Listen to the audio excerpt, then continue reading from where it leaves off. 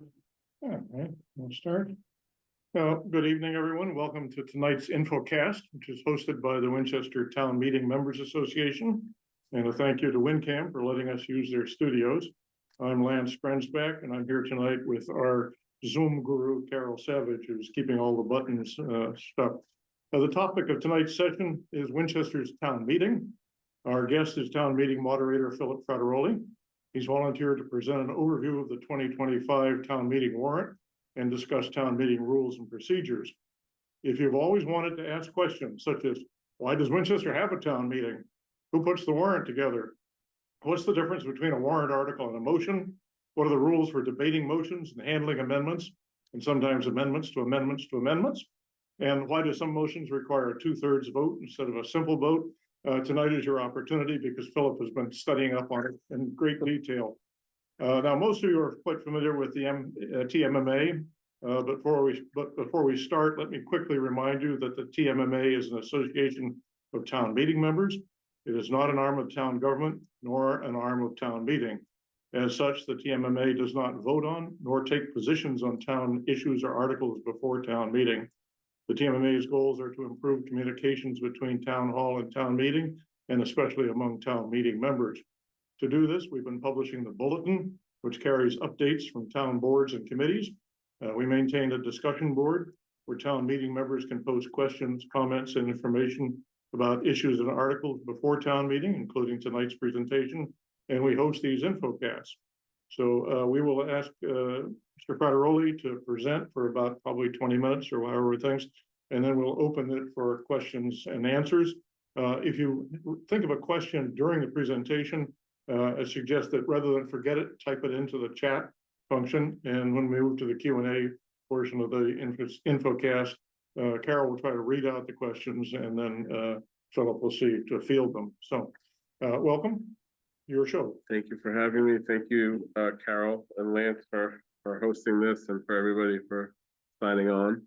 I thought this would be a good opportunity, before we get to town meeting, just to kind of set the table a little bit. And there's some opportunity as moderator, I think, as the kind of the chief parliamentarian of Winchester town meeting, to go over some of the questions we have as we look to the different rule sets that we're going to be debating in town meeting. So I have a few slides if you pull those up for me.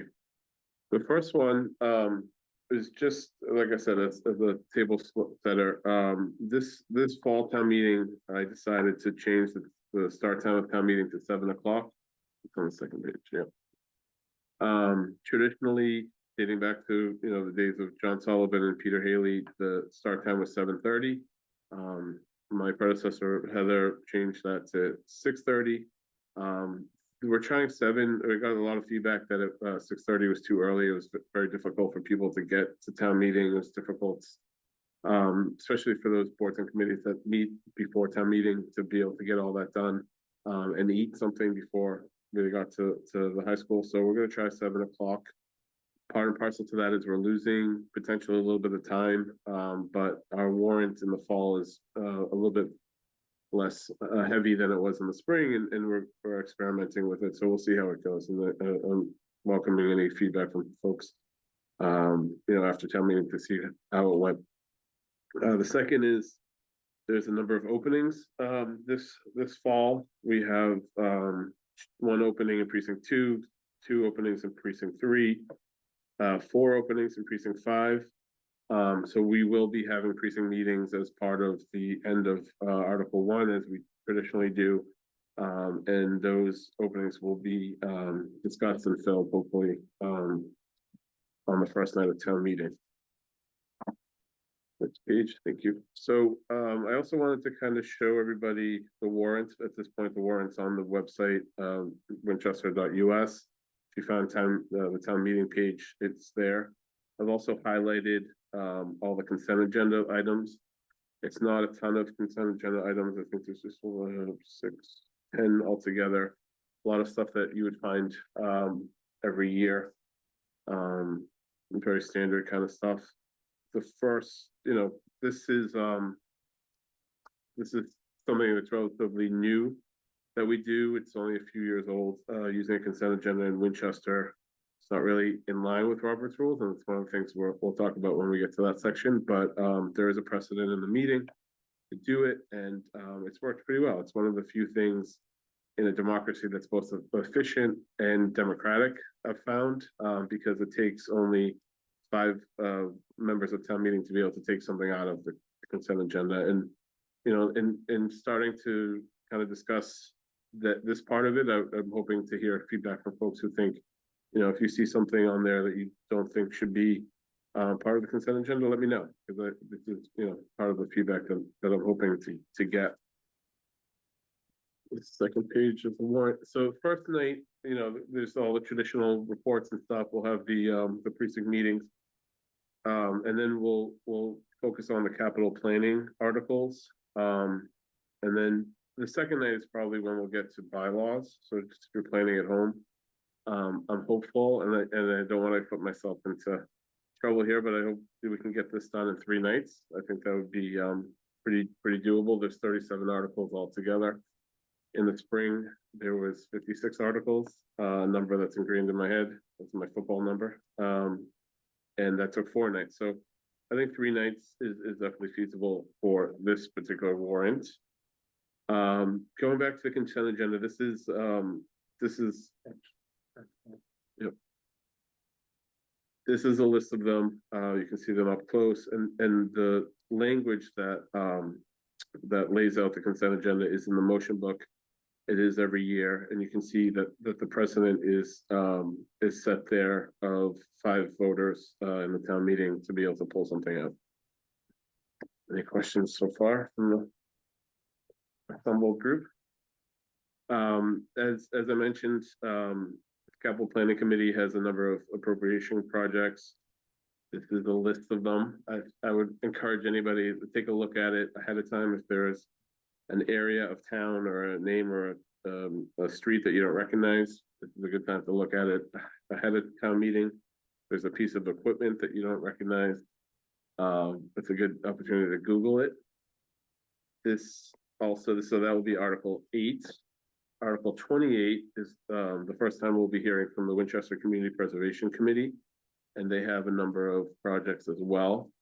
The same thing here. If you don't know what where the Sanborn House is or where Beauregard Beach is, it's a good opportunity. There will not be a test on that, but it's a good opportunity to Google those things.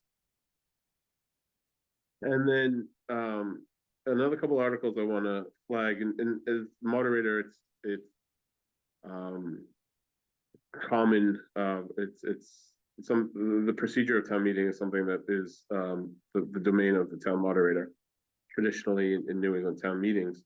And there are 2 articles that have to do specifically with procedures that relate to town meeting. The first one is a part of Article 17, and I have that here. So there is a bylaw right now. The moderator shall recognize any non-resident or minor, provided that town meeting so authorizes. And our practice in Winchester is, I don't know if that was a Scrivener's error or just an oversight, but it kind of leaves out the possibility of recognizing a resident of Winchester who's not a minor and not a town meeting member. So the Committee on Government Regulations is putting forth a proposal to change that to say recognize any resident or non-resident, with the idea that a minor is going to fall into either one of those categories anyway. So, and then there's 2 other parts of Article 17 which relate to Chapter 2 of the bylaws, and they're not really town meeting procedures kind of questions, so I didn't think it was appropriate to flag those for folks. The second article, I'm sure there will be some debate on, is Article 15. The question is the same one that we saw in the spring. The question is to change Winchester's bylaw to change the governing authority of town meeting from Robert's Rules of Order to town meeting time. This is a process that started with the decennial review almost, over a year ago, before fall town meeting 2024. And the recommendation was made to the Decennial Review Committee, which is the Committee of Government Regulations acting as the Decennial Review. As many of you know, the decennial review this time around was quite late. We're probably a decade late in doing our review, but so it put forth the article in spring town meeting to change. It was referred back, that section of Article 38 was referred back to the Committee on Government Regulations. And you'll remember on the last article of Springtown meeting, Karen Conley made a motion to create a study committee, specifically saying, I am simply asking for some guidance before we go forth over the summer to try to come back in the fall between whether we are talking town meeting time or Robert's rules. So that's the so-called study committee that was created. I was assigned to sit on it. The study committee voted unanimously to recommend adopting town meeting. So that's relatively new. That decision was finalized. Some things were still worked out at the last minute, finalizing the verbiage of the report. But the conclusion is, and has been for a while, that the committee unanimously recommends adopting town meeting times.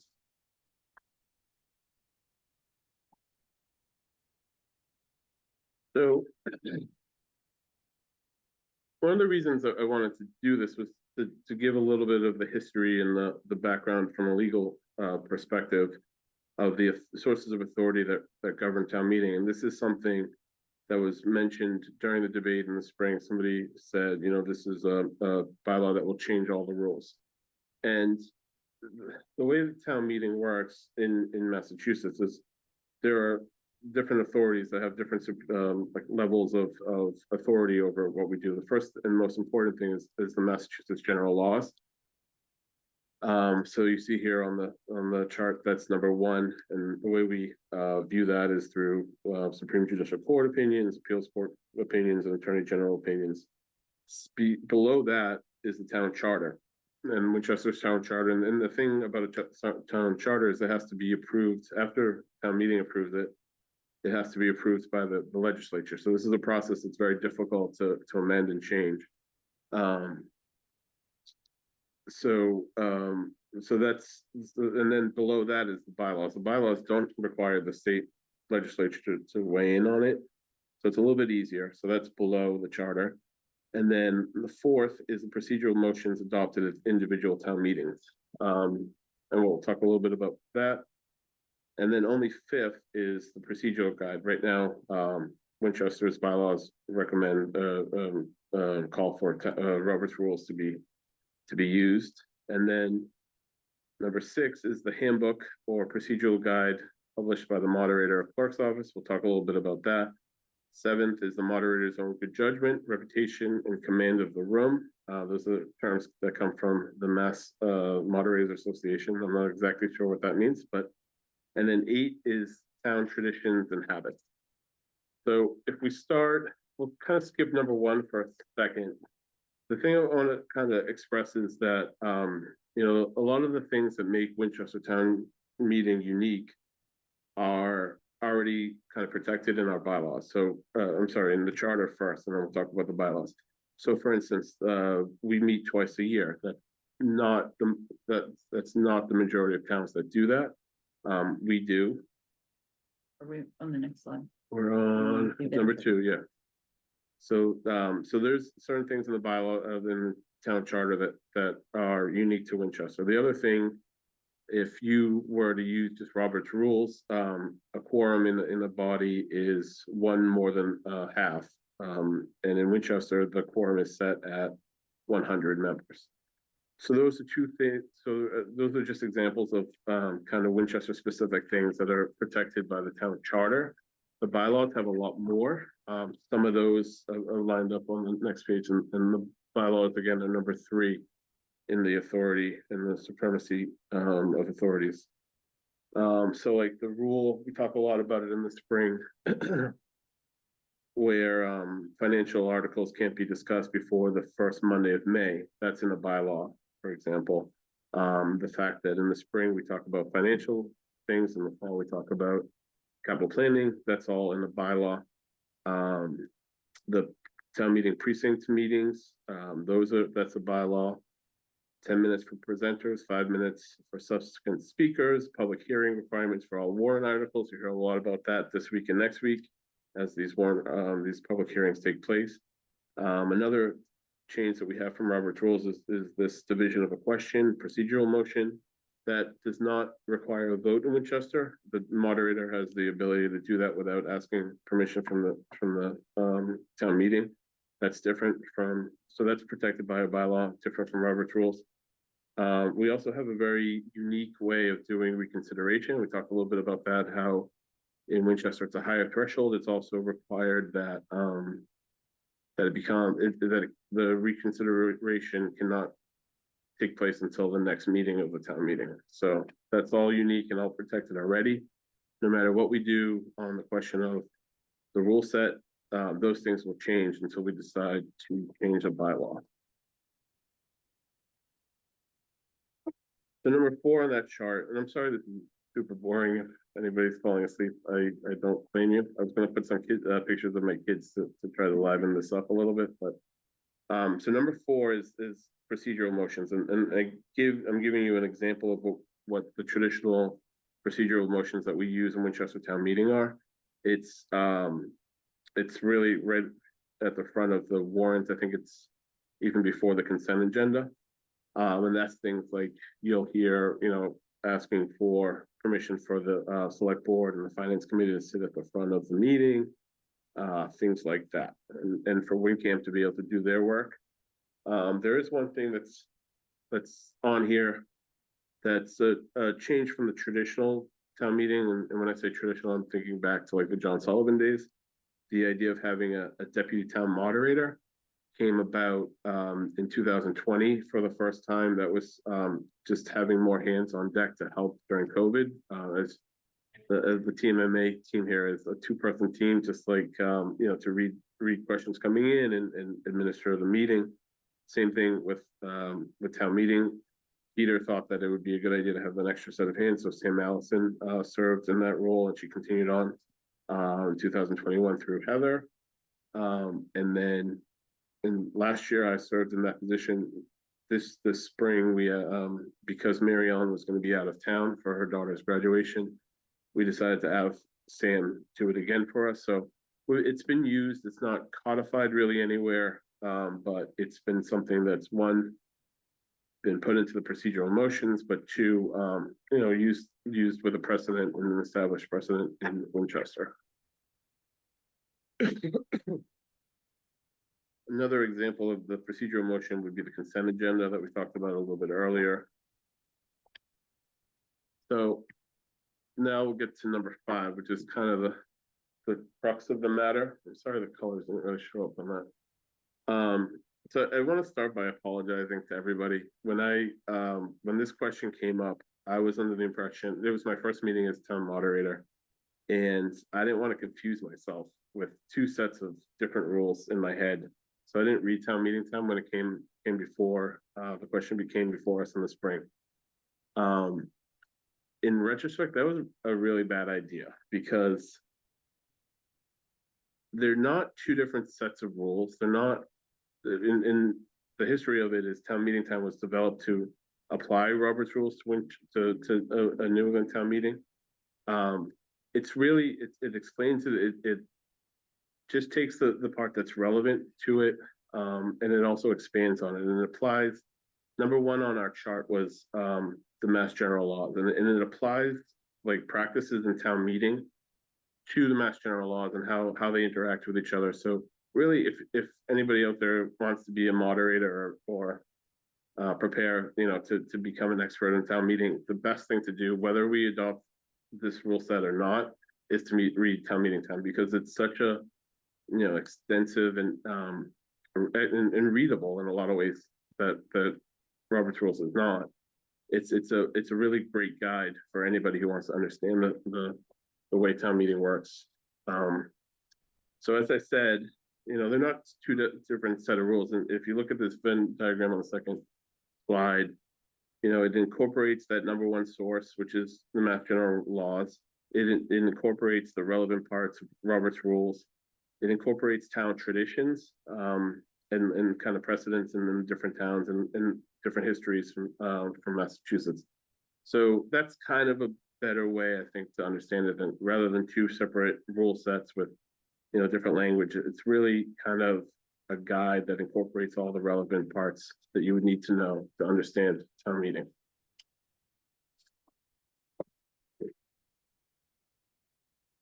The question and the biggest difference is there's a few places where there are procedural differences, and I've tried to lay them out, translating one to the other in yellow. So, you know, some things that might be debatable, whereas in Robert's rules they're not, amendable, where in Robert's rules are not. There's really only one quantum that's different, and this question of laying on the table is something that's not really used in Winchester very much, but it's a different quantum under town meeting time than it is in Robert's rules.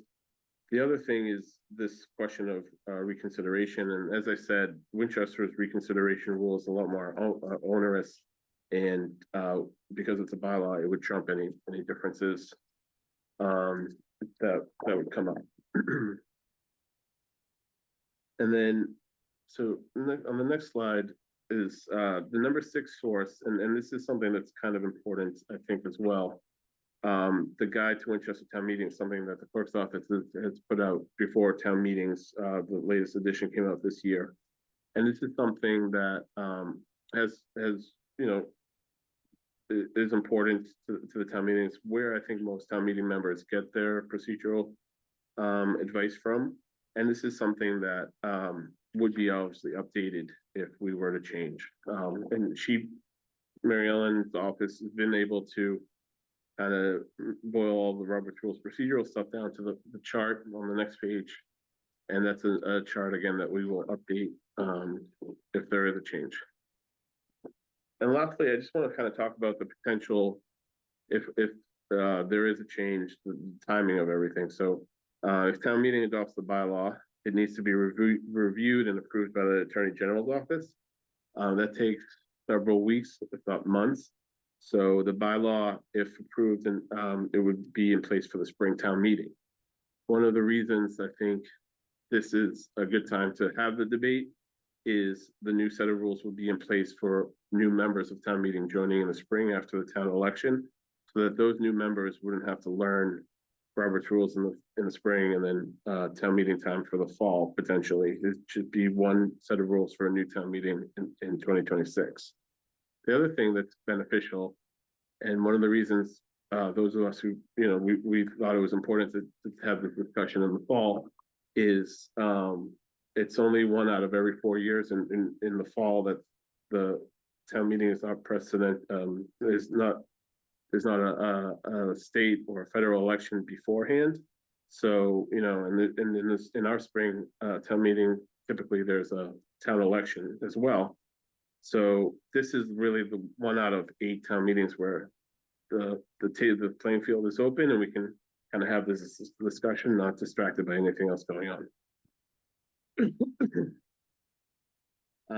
As I said, if we adopted in the spring, in the fall, and for the spring, there would also be updates to the guide to Winchester Town Meeting. And as I mentioned before, the study committee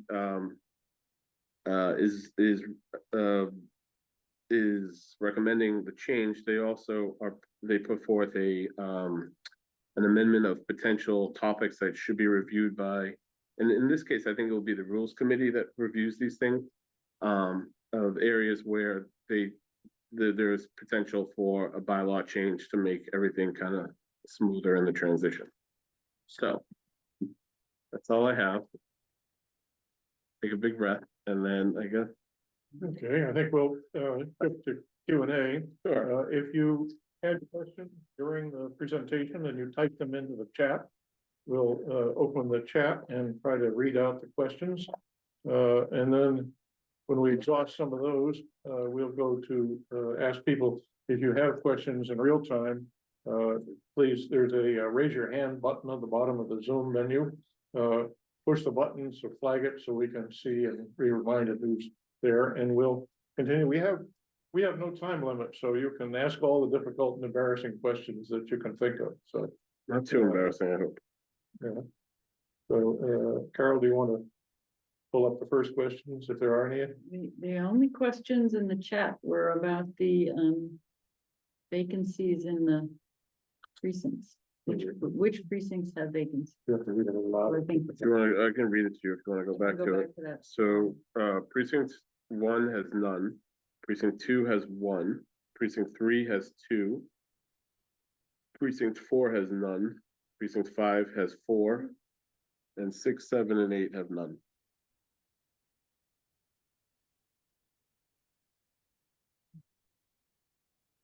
We got that. And I think Mary Ellen's office is gonna be posting that so that the community knows that's a possibility for folks.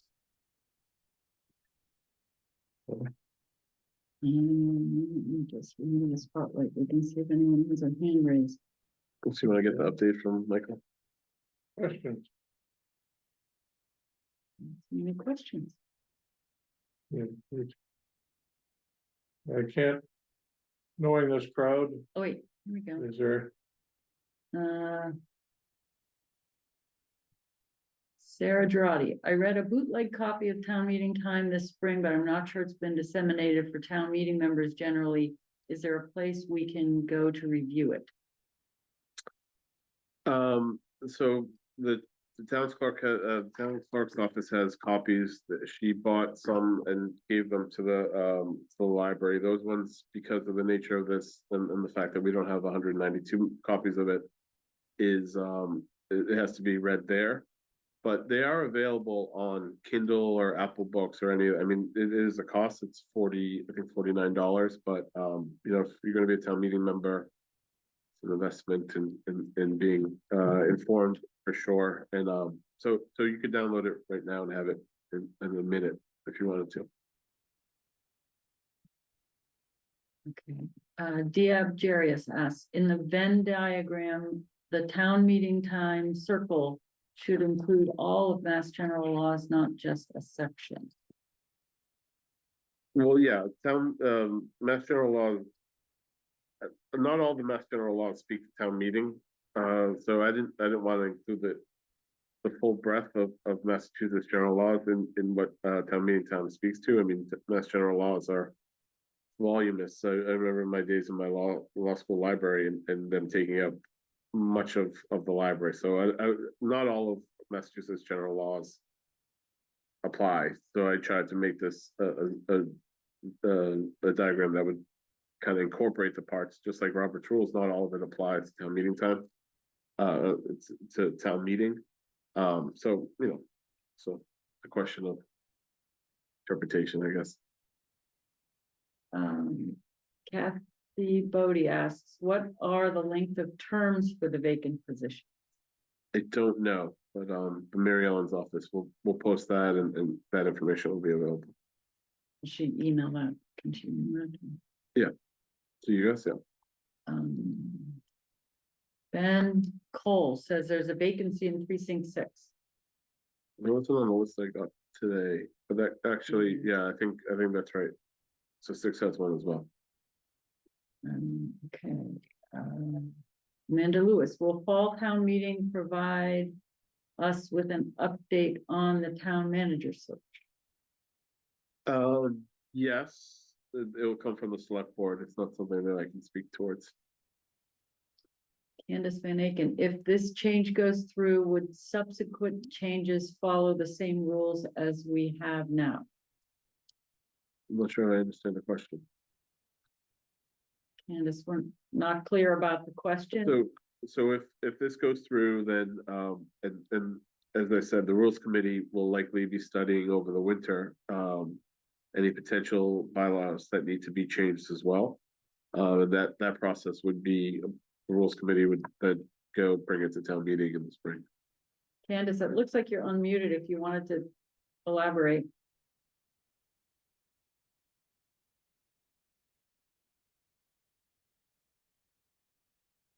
No, all right. Okay, and Sarah asks, can you clarify the timing of when town meeting time would go into effect to govern the procedure of town meeting? B, when the bylaws will be reviewed. C, when the guide will be rewritten. I don't think town meeting time should govern procedure until all things are ready. This is particularly true since town meeting time is really for a moderator, not a member. We should vote to adopt town meeting time, but not have it go into effect until the bylaws are ready and the handbook is also ready. The handbook will be ready for the spring. The AG will review it over the winter, and likely the new set of rules will be in place for the spring. So spring town meeting will be when the bylaws start. We'll have the guide ahead of time. The book is available now to anybody who wants to buy it. Was there a third part of that? When the guide will be rewritten, Yeah, we talked about that. when town meeting time will go into effect, when the bylaws will be reviewed, when the guide will be rewritten. The bylaws will be, I mean, there's a list of the certain bylaws that some folks think need to be addressed. I mean, there's things in town meeting time, for instance, one example of the bylaw that has been flagged is the question of the moderator in town meeting. I'm sorry, Robert's rules, the chair of the meeting is generally a member of the body. And in town meeting time, it's that's not the case. It's actually recommended that the moderator step down from their position so that their precinct could have a full voting caucus. I think that's kind of a personal kind of choice of the moderator, and I don't know if that would necessarily need to be a bylaw. The other one that's been flagged as a potential place that could be studied is the question of the consent agenda. As I said, it works pretty well the way it is now. I don't necessarily think having a debate about which committee should be involved in creating the consent agenda is necessary. I think because the rights of such a small minority, just five members can pull it out. I think it works pretty well. We don't necessarily need to codify that in a bylaw. There is one thing. So in Robert's rules, it allows something called the cry of the meeting, which veteran town meeting members will know as somebody screaming out, "Move the vote," and that's something that is still allowable in town meeting time, but you have to have been recognized on the floor to be able to move the vote. So I mean that's something that we could study for the rules committee. I might be a little bit biased because the first time I got up to speak in town meeting, somebody yelled "move the vote" and the motion carried, so I didn't get to speak when I was a regular member. I don't necessarily think that's the best practice. I kind of think that we should move on to a more dignified way to do that, but it's something that can be studied over the winter as well. This just sounds informational, and I'm sure Mary Ellen's email will clarify, but Jen Lou says from a separate email communication, precinct 2 has 2 vacancies. Yeah, I mean, it could be changing. So like I said, I'm gonna have the clerk's office post this. I think this is the first time really as the town meeting association that we've discussed this. Usually this is kind of like a hidden secret heading into town meeting. I'm glad that we're having this discussion and people will be aware so that, we have a warning, not a warning, but everybody knows and everybody has the ability to show up. Ben Cole asks, can you explain the process to fill a vacancy? So, folks who are interested in the seat show up at the caucus. They pitch their candidacy, and then the members of the precincts will vote on it. And so if there's 4 in precinct 5, I think the top 4 would be able to go. Contact their precinct chair. Yeah, the precinct chairs will be the contact for that. And they take Mary Ellen swears them in, or you swear them in, and they take their seat immediately. Oh, yeah, they're full members right away. But they only serve until. No, if it's a person who had like 2.5 years left, they would serve, I think, 2.5 years. 2.5 years. Yeah, I could be wrong. They serve until the town election. I think Mary Ellen should be. Mary Ellen? Clarification on that. or I've been telling people the wrong thing. We'll get the answer to that, but they will show up on the election as an incumbent, so there's some benefit to that. Even if they just start for the rest of the meeting. I'm gonna stick to the, meeting time questions and come back to the filling vacancy things. So Candace Van Aken says, following up on her earlier question, so there seems to be a prescribed way to change to a new procedural guide from Roberts to town meeting time. Would that be the same procedure for any future changes? Not having seen town meeting time, I don't know if it changes future changes. So, in terms of like the edition, so this is the fourth edition, the bylaw in Article 15, the bylaw, proposed bylaw calls out, the fourth edition. Just the way that, Robert's Rules, I think, is on like the 13th edition of that. That was a text from the Civil War. So yeah, I mean, I think these change every 20 years, and 20 years, if they wanted to change it to the 5th edition, that would be a bylaw change as well. 50%, that's fine.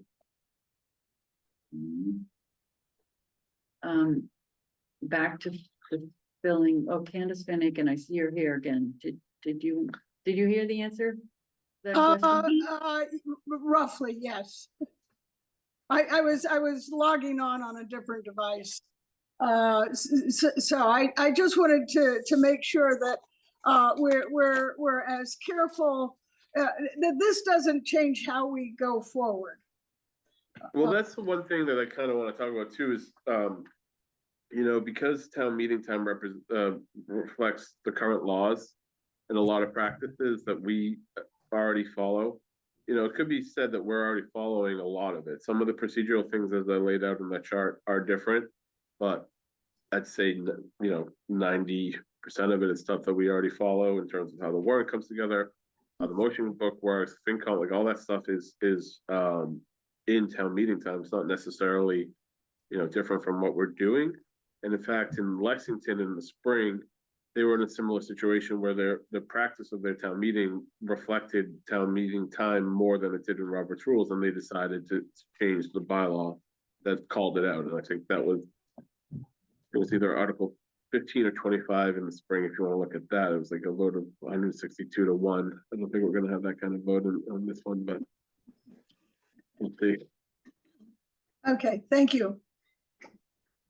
Thanks, Candace.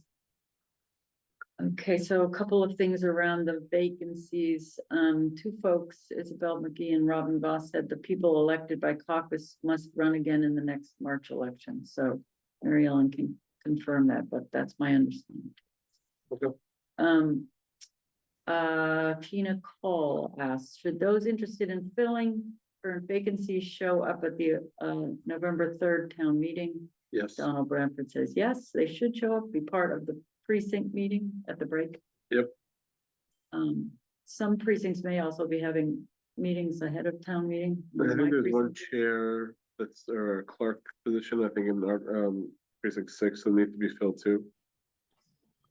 And Guess the question folks, that people may not have asked is if the precinct meets ahead of town meeting. Yep.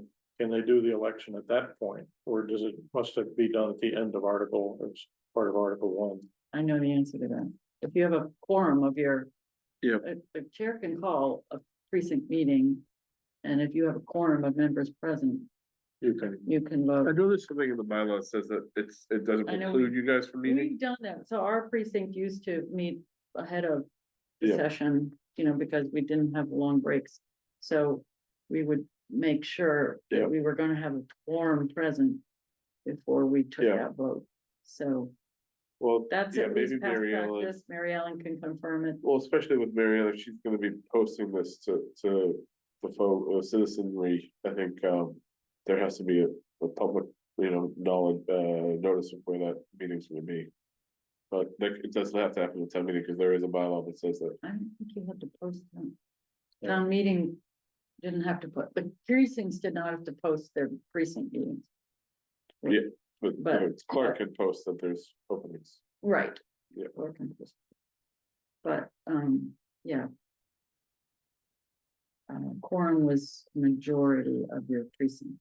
You had to have at least, Just a lot of people. okay, some folks, the interested parties introduce themselves to precinct members during the precinct meetings. Contact your chair about vacancies. They might be handling it slightly different. Okay, and yes, November 3rd, Tina Cole, yes, November 3rd is the first night of fall town meeting, so anybody who wants to fill a vacancy should be present that evening. By that evening, Yep. if not before. I think Yeah. that ends the questions in the chat. Did anybody? Yeah, I just have a quick suggestion as we think about assuming that we get a positive outcome on town meeting time before the spring town meeting, would we consider having it could be handled at the precinct level or maybe something at town hall to, I love your chart, but maybe actually have sort of a live session of what you think is going to be different prior to spring. Oh, town yeah. meeting. No, Okay. we would- Because yeah, I we think would that'd be have a really lot- helpful to get people comfortable with it as well. So. Yeah, and the education part is beginning now, but it will be, there will be a lot more education for the folks who want to Right. engage in the minutia. All right. And thanks. ultimately, the best education is reading the text. I mean, as moderator, if somebody just got out the town meeting, I would, and they asked my advice, I would just tell them to read it, whether we adopt it or not. Just because, there's so much in there about how the machinations of not only town meeting, but town government work in Massachusetts. And I think it's just beneficial for everybody. You could walk into your first town meeting and be able to participate in the way that, I remember my first town meeting, I didn't know what was going on for maybe more years than I would care to say now. So, it definitely kind of demystifies things, and it's just a great education for folks. Great, thanks. See if there's a Kindle link we could put in the. Yeah, The Mass Moderators Association, I think, there's a link on their website. I think you can actually share it to, I probably shouldn't say this publicly, but I think you can share it on 5 devices, so I don't know if people want to is it avail on, themselves. is it on a library? It's at the library, I don't know if the digital, I don't know how there's the digital version will Can't work. take it out. Yeah, there's like remote. 5 copies there, so it's not enough for everybody. No, no. I see on Amazon, you can get it on Kindle. I have it on Apple, so no, it's not just Kindle. Questions from the audience? Any more questions for Philip? Hang on. Over here. Either raise your hand or. Mark Feblitz asked one here. Getting the word out to all of the potential candidates as to the time and place for the new members vote could be difficult. Having a standard, well-communicated time and place, such as the first meeting of fall town meeting, would ensure fairness. I agree with that. I think that's something that we need to strive for, is fairness. Well, yeah. There is a break after the first article, right? So Article 1, and then there will be a break. We're not exactly sure how long, what time it will be, but so within the first 2 hours for sure, before 9 o'clock. Okay, I don't see any other questions in the chat. Maybe we're good. I'm looking for raised hands. I don't see any raised hands. Thank you all for coming. Thank you. Good. Appreciate your time and. See you on the we will 3rd. be, a short advertisement before we turn off. We will be hosting 2 InfoCasts. One was going to be on the 28th and then one on the 30th. Both of those will deal with the state of the town committee. And Paris Biani and maybe Michelle will be looking at that. I think they're going to be similar presentations. So if you can't make the one on the 28th, it'll be basically a rerun, a repeat on the 30th. Same deal. Register will be run at 7 o'clock. Yeah. And I think and that one will also be held, I believe, in the Waterfield room in Town Hall. So if you want to come down in person and join the discussion, that will be available to you. And for those of you who are town meeting members, and I believe that's all of you, the Town Meeting Members Association annual meeting will be on the 29th. That's this coming Wednesday now. We're going to be meeting at the Lynch school. Oh, nice. Where the town manager's meeting is starting on hearing, is starting at 6. So we're going to broadcast that. We're going to pick up the WinCam broadcast and show that on the screen. If you want to come earlier to Lynch at 6 and sit and watch that, we'll do that. At 7, Andrew Moran from the school department and several of the school committee members have volunteered to lead people on a tour of the new Lynch facility. It's quite an impressive school. So if you haven't seen it, we'd invite you to come and do that. Yep. We'll do that. And about 7:30 or 7:45, we'll start the business meeting, which is really fairly short. We expected everybody could be out somewhere in the 8:15 to 8:30 period, but we'd encourage all town meeting association members to participate. We need a quorum of at least 25 warm bodies that night. So please show up. Anyway, thank you all very much, Philip. Thank you for spending the evening. And Thanks, Carol everybody. for making all the Zoom buttons work correctly. Good. Thank you all. So much.